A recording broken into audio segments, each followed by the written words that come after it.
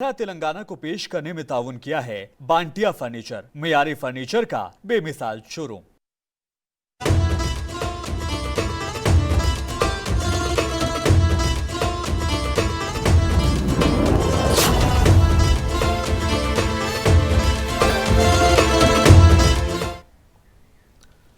आदाब, सुनहरे तेलंगाना में आपका इस्तकबाल है। मैं हूं आपके साथ सैयद अनवारुल्लाह गौरी। आगे बढ़ने से पहले नजर डालेंगे हेडलाइंस पर। नामपल्ली के बाजार घाट में आतिशज़दगी का हादसा, 9 अफराद हलाक, मुतादद जख्मी, जख्मियों का इलाज जारी।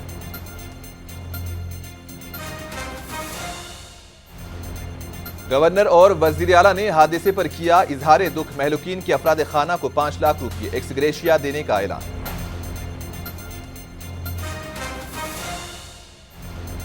किसान और अवाम की तरक्की बीआरएस के जरिए ही मुमकिन, पिनापाका असेंबली हलके में बीआरएस के जलसे से वज़ीर आला केसीआर का खिताब।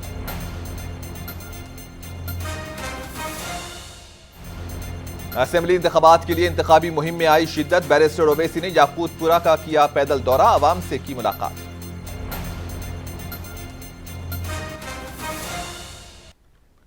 शहर हैदराबाद के नामपल्ली में एक भयानक आतिशज़दगी का हादसा पेश आया, जहां एक अपार्टमेंट में आग लगने से 9 अफराद की अलमनाक मौत वाक़ई हुई। मामला नामपल्ली इलाके में वाक़ई एक अपार्टमेंट का है। पुलिस के मुताबिक नामपल्ली के बाजार घाट में वाक़ई 4 मंजिला अपार्टमेंट के नीचे वाक़ई गैरेज में एक कार की मरम्मत चल रही थी कि अचानक कार में आग नमूदार हुई और वहां मौजूद केमिकल में आग पकड़ने से आग पूरे अपार्टमेंट तक फैल गई। अचानक लगी आग के चलते लोग बाहर नहीं निकल सके। इसी दौरान मरकजी वजीर किशन रेड्डी और केटीआर ने भी मुकामे वाक़े का दौरा किया और लोगों से बातचीत की। और एसीपी विक्रम सिंह ने कहा कि मामले की जांच कराई जाएगी, कसूरवारों के खिलाफ सख्त कार्रवाई भी होगी।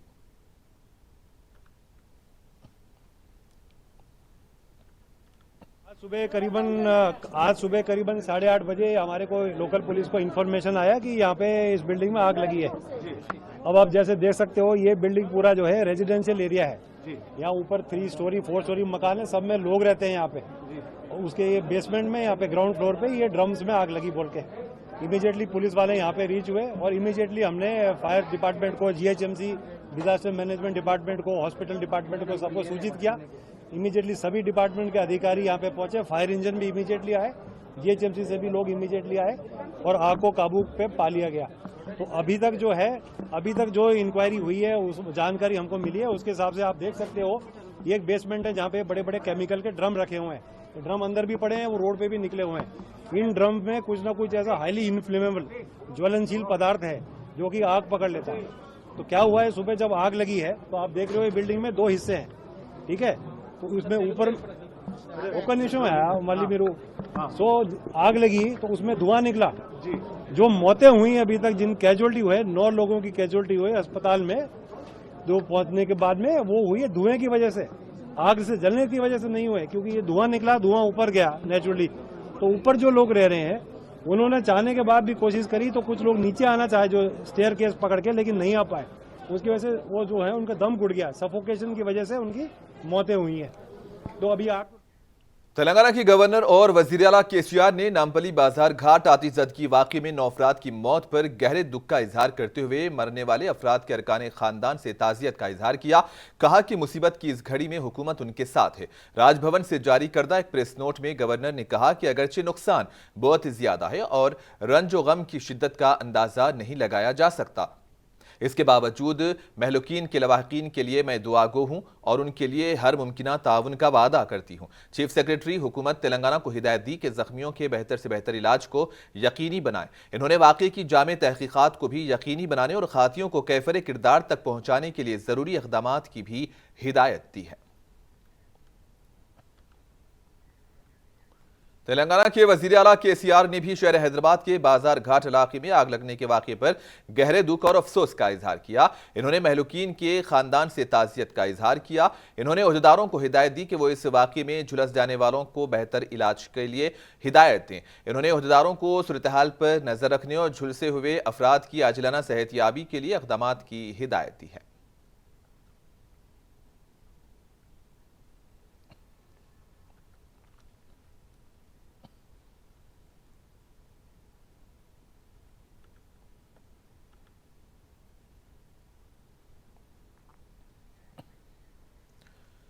तेलंगाना के वजीर केटीआर ने हैदराबाद के नामपल्ली में अपार्टमेंट में आग लगने की जगह का दौरा किया। केटीआर ने कहा कि चीफ मिनिस्टर केसीआर ने आतिशबाजी के वाकये में मरने वालों के लवाहिकीन के लिए फीकस 5 लाख रुपए के एक्स ग्रेशिया का ऐलान किया। केटीआर ने कहा कि वाकये में जख्मी अफराद को उस्मानिया अस्पताल मुंतकिल कर दिया गया है, जहां उनका इलाज जारी है।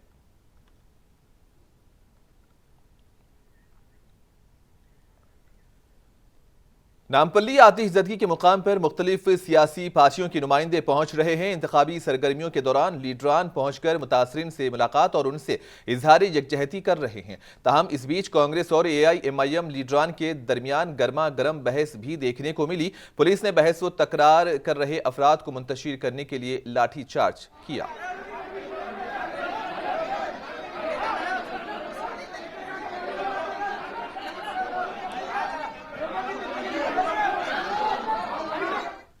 आतिशबाजी के मुकाम का कांग्रेस पार्टी लीडर वो जुबली हिल्स के उम्मीदवार अजहरुद्दीन और CPI के लीडर नारायण और नामपल्ली मजलिसी उम्मीदवार मोहम्मद माजिद हुसैन ने दौरा करते हुए इस हादसे पर गहरे दुख का इजहार किया और मामले की तहकीकात करते हुए जिम्मेदारों के खिलाफ सख्त कार्रवाई की मांग की। मुस्तकबिल में ऐसे वाकयात की रोकथाम के लिए मौसर इक़दाम करने का हुकूमत से मुतालबा किया। सुबह करीबन 9 बजे आरिफ भाई साहब को पहला फ़ोन आया, जो उन्होंने मुझे भी इतला दी कि रेड हिल्स डिवीज़न अमीन टावर के सामने एक आग एक अपार्टमेंट में लग चुकी है। हम लोग फौरी तौर पे यहाँ पे पहुँचे। आग पड़ी काफ़ी तौर पे शिद्दत से बढ़ चुकी थी। फायर ब्रिगेड को तलब किया गया। फायर ब्रिगेड ने करीबन 1 घंटा लगा और आग को कंट्रोल कराने के लिए। उसके बाद पूरे मुकामी लोगों ने ऊपर चढ़कर लोगों को निकाला। हमने जो देखा करीबन 10 से ज़ायद लोग हैं जो इसमें इंतकाल कर चुके हैं। एक हमारे करीबी आज़म भाई, उनकी तमाम फैमिली, उनकी पूरी फैमिली पूरों का इंतकाल हुआ। अब हमने अभी पुलिस को ये इंस्ट्रक्शंस दिए कि फौरी तौर पे FIR करें। और तेलंगाना के वजीर आला केसीआर ने भद्राद्री कोत्तागुडम पिनपाका असेंबली हलके में BRS पार्टी के जलसे से खिताब करते हुए कांग्रेस पार्टी पर जमकर तनकीद की। वजीर आला केसीआर ने कहा कि तेलंगाना हुकूमत किसानों और फलाह व बहबूद के लिए कई स्कीम्स को रूबा अमल ला रही है। किसानों को 24 घंटे बरकी सरबराह करने का एजाज BRS को हासिल है।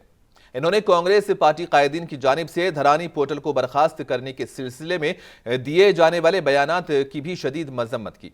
वजीर आला केसीआर ने कहा कि कांग्रेस कायदीन को ज़राअत के बारे में कोई नॉलेज नहीं है। వ్యవసాయానికి 5 గంటల కరెంట్ ఇస్తే నాకు తెలుసా నీకు మాట్లాడి 24 గంటల కరెంట్ ఇచ్చే కాడ మేము 5 గంటలు ఇస్తున్నామని చెప్తే అది దేంతో ఉన్నామని నాకు అర్థమైంది। ఈ పద్ధతులలో వాళ్ళ వ్యవహారాలు, ఎందుకంటే వాళ్ళు ఎన్నడూ కూడా పేదల గురించి ఆలోచన చేయలేదు। కరెంటు, మంచినీళ్ళకి ఎంత బాధ ఉండే, కళ్ళ ముందు గోదావరి నీళ్ళకి రావాలి। ఇప్పుడు భద్రాచలం కానీ ఇటు నిజామాబాద్ కానీ గూడాలలో పేపర్లలో ఏమొస్తుండే, వర్షాకాలం వచ్చిందంటే మంచం పట్టిన మన్యం అంటు రోగాలతో మొత్తం గిరిజన ప్రాంతాలు, ఏసీ ప్రాంతాలు రోగాలతో చచ్చిపోతున్నది పేపర్లలో ప్రముఖ వార్తలు వచ్చేది। మిషన్ భగీరథ వచ్చిన తర్వాత మంచం లేదు, గిచ్చం। सदर कुल हिंद मजलिस इत्तेहादुल मुस्लिमीन व रुकने पार्लियामेंट हैदराबाद बैरिस्टर असदुद्दीन ओवैसी ने याकूतपुरा की संतोष नगर और दीगर मुकामात का पैदल दौरा करते हुए मजलिसी उम्मीदवार जाफर हुसैन मेराज के हक में इंतखाबी मुहिम चलाई। इस मुहिम में रुकने असम्बली व याकूतपुरा के उम्मीदवार जाफर हुसैन मेराज, मजलिस के यूथ लीडर यासिर अरफात और मजलिस के कारपोरेटर्स के अलावा पार्टी के दीगर कायदीन ने हिस्सा लिया। कायदे मुकानिना मजलिस व चंद्रायन गुट्टा के मजलिसी उम्मीदवार अकबरुद्दीन ओवैसी ने हाफिज बाबा नगर में मजलिस के इंतखाबी जलसे से खिताब करते हुए कांग्रेस पार्टी पर शदीद तनकीद की। कहा कि कांग्रेस ने मुल्क में हमेशा मुस्लिम अक़लियत के साथ नाइंसाफ़ी की। कांग्रेस ने मुल्क की किसी भी रियासत में मुस्लिम अक़लियतों की तरक्की के लिए ठोस इक़दामात नहीं किए।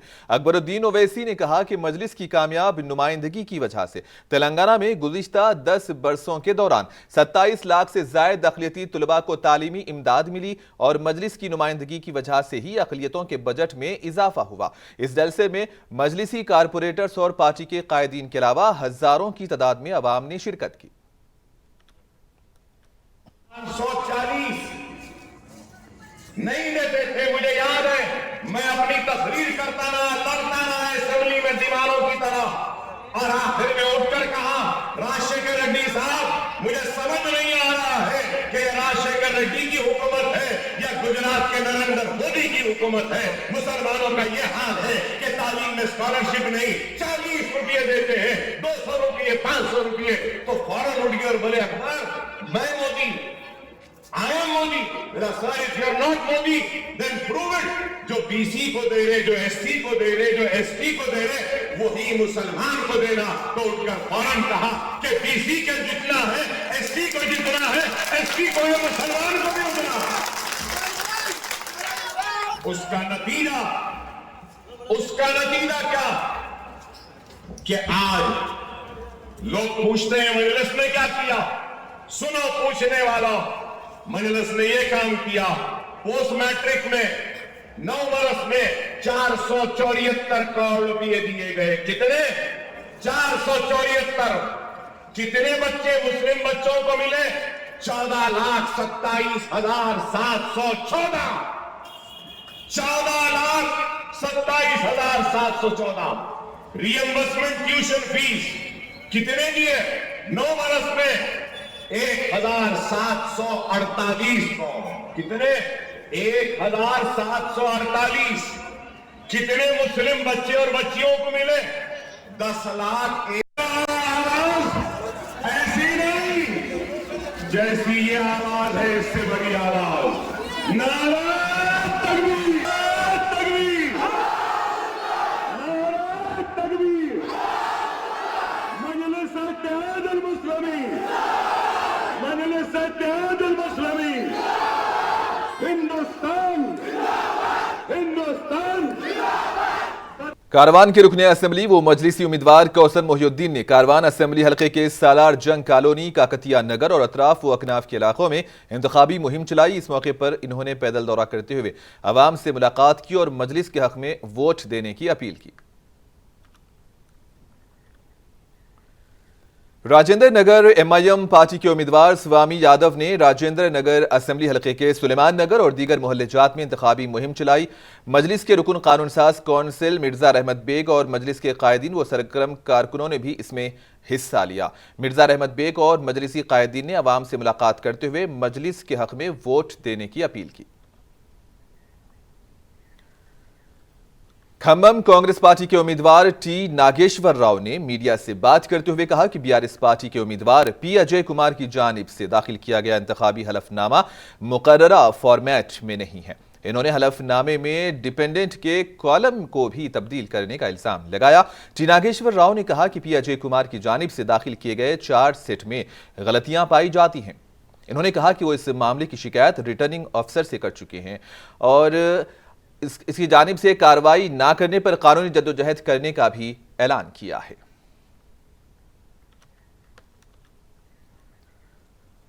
तेलंगाना के वजीर व खम्मम BRS पार्टी के उम्मीदवार P अजय कुमार ने कांग्रेस पार्टी के उम्मीदवार T नागेश्वर राव की जानिब से इंतखाबी हलफनामे से मुताल्लिक लगाए गए इल्जामात को मुस्तरद कर दिया।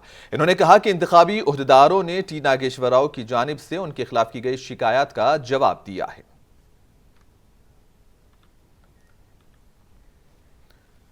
तेलंगाना असेंबली इंतखाबात के जिमन में आज मेदक रिटर्निंग दफ्तर में पर्चे नामजदगियों की जांच पड़ताल हुई। डिस्ट्रिक्ट इलेक्शन ऑफिसर व जिला कलेक्टर राज रशीशा ने पर्चे नामजदगियों का जायजा लिया।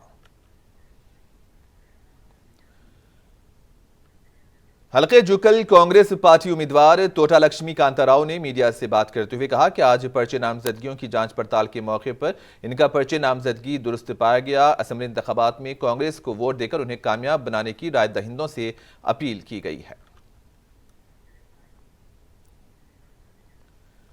लोगों में BRS और BRS के चंद उम्मीदवारों को लेकर शदीद नाराजगी देखी जा रही है। मलकाजगिरी असेंबली हलके में भी BRS और BRS उम्मीदवार मर्री राजशेखर रेड्डी को लेकर मुकामी अवाम में काफ़ी बरहमी पाई जा रही है, जबकि मौला अली के मुकामी अवाम का यह कहना है कि उन्हें BRS हुकूमत की स्कीम से कोई फ़ायदा नहीं पहुंचा। उनका कहना है कि BRS लीडर सिर्फ वोट लेने के लिए ही मुसलमानों के पास आते हैं, जबकि मुकामी लोग मर्री राजशेखर रेड्डी और उनके ससुर C मल्ला रेड्डी पर अराजियों पर कब्जे के भी संगीन इल्जामात लगा रहे हैं।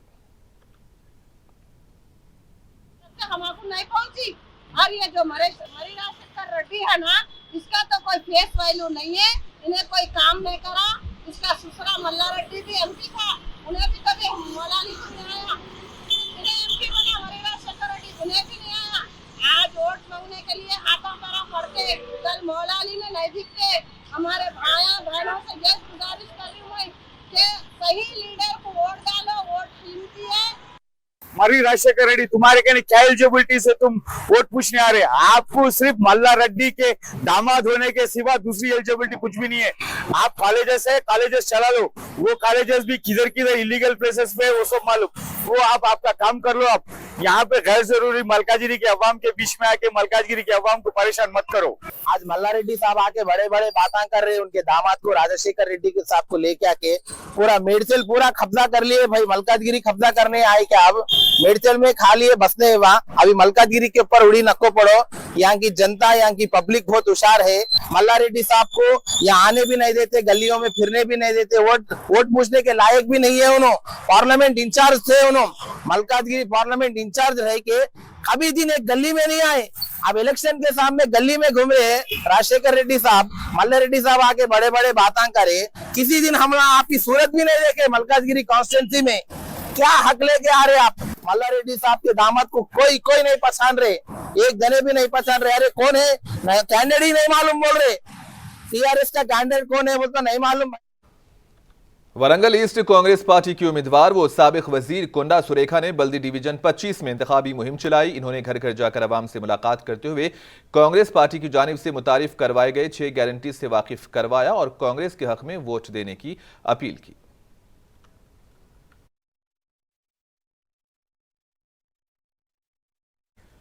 वरंगल नरसमपेट के कांग्रेस उम्मीदवार माधव रेड्डी ने वरंगल उर्स जाकिर हजरत माशूक रब्बानी सानी रहमतुल्लाह अलैह की दरगाह पर हाजिरी देते हुए चादरे गुल पेश किए। इस मौके पर हाफिज मोहम्मद लियाकत हुसैन नूरी ने माधव रेड्डी की कामयाबी और कांग्रेस पार्टी हुकूमत के क़याम के लिए दुआ की। इसके बाद कांग्रेस पार्टी के उम्मीदवार माधव रेड्डी ने सज्जादा नशीन दरगाह हजरत माशूक रब्बानी सैयद शाह हैदर हिलालुद्दीन कादरी अल जिलानी माशूक अल मारूफ नवीद बाबा के घर पहुंचकर सज्जादा नशीन की शालपोशी करते हुए तहनीत पेश की।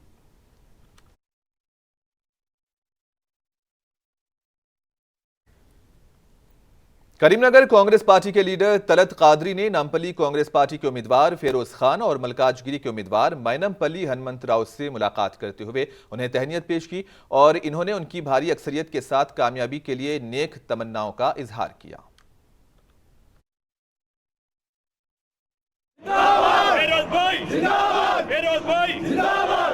आप फेरोज भाई को अपना वोट डाल के अपने हाथ मजबूत कीजिए। अब तक आपको कई तरह से हर एक आदमी भटका देगा, लेकिन इस बार फेरोज भाई का अपना हाथ मजबूत कीजिए।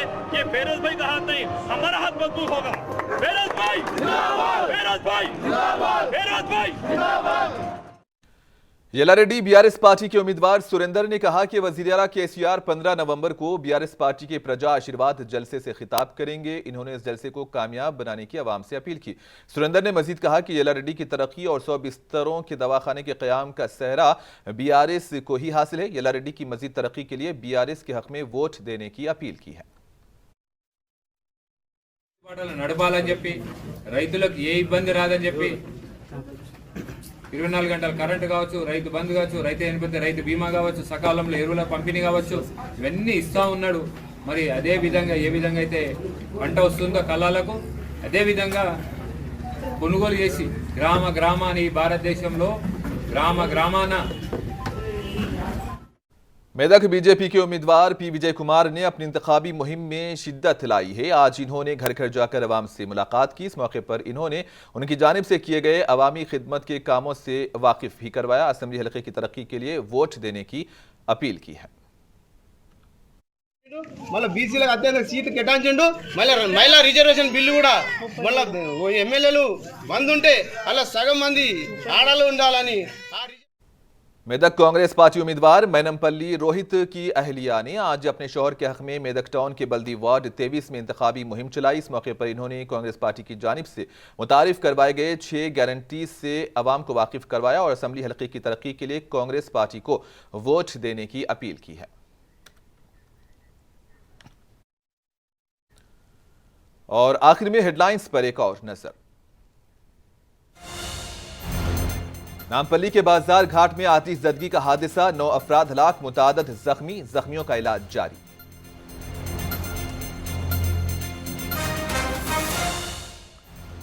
गवर्नर और वजीर आला का हादसे पर इजहार दुख, महलूकीन की अफराद खाना को 5 लाख रुपये एक्स ग्रेशिया देने का ऐलान।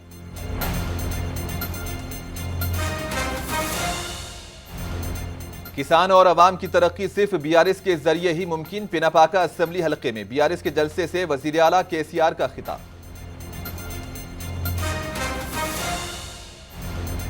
असेंबली इंतखाबात के लिए इंतखाबी मुहिम में आई शिद्दत, बैरिस्टर ओवैसी ने याकूतपुरा का किया दौरा, अवाम से की मुलाकात।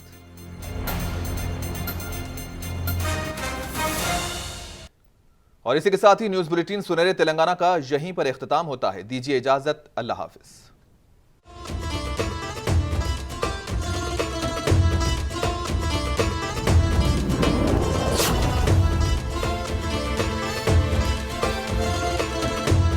सुनहरा तेलंगाना को पेश करने में ताउन किया है बांटिया फर्नीचर, मियारी फर्नीचर का बेमिसाल शोरूम।